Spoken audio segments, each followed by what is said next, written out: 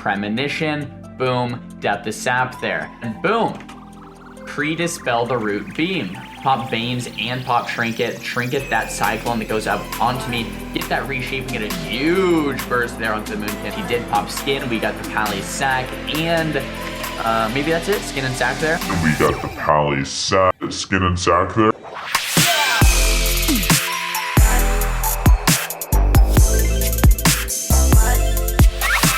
World of Warcraft was released 14 years ago. So it's no surprise that there's so many players that know so much about this game, especially when we're talking about PvP. There's a ton of PvP guides out there, but a lot of them expect you to know so much about the game already. So I wanted to break down the details for you so that you can get going towards being a PvP master in the World of Warcraft.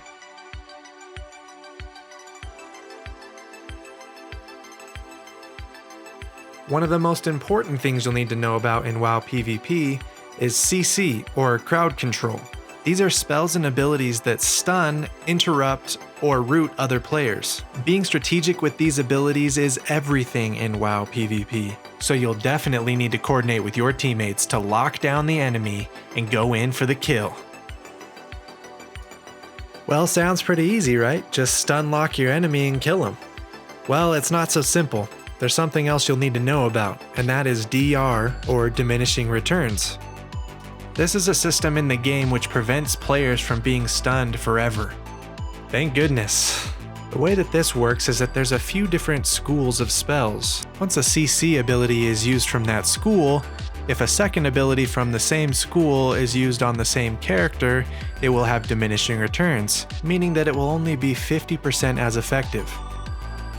If an ability from the same school is used a third time on the same character, then it will only be 50% as effective as the second ability, or 25% as effective as the initial ability was.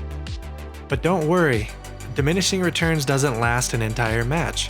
It's actually on a 15-second timer. So if there's a 15-second lapse in the first time you cast an ability and the second time you cast an ability, they'll be equally as effective and they won't have a diminishing return. But you'll definitely want to coordinate with your teammates as they share in the diminishing returns with you. So what are these schools of abilities so that you can be the most effective with your CC? They are interrupts, incapacitates, disorients, stuns, silence, roots, and knockbacks. If you want to check out all of the abilities in each school, make sure to check out the Wowhead article in my description. So now that you know all about CC and diminishing returns, what happens when you need to break out of stun to save your teammates? Well, we have the Gladiator Medallion, or also known as a Trinket.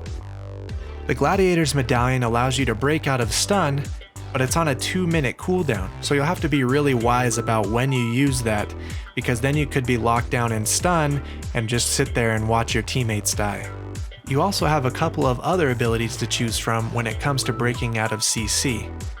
These abilities are called Relentless and Adaptation. Although these abilities are passive, meaning you don't have the ability to pick and choose which stuns you're breaking out of. For this reason, a lot of high-end players prefer to use the Gladiator's Medallion, aka the Trinket.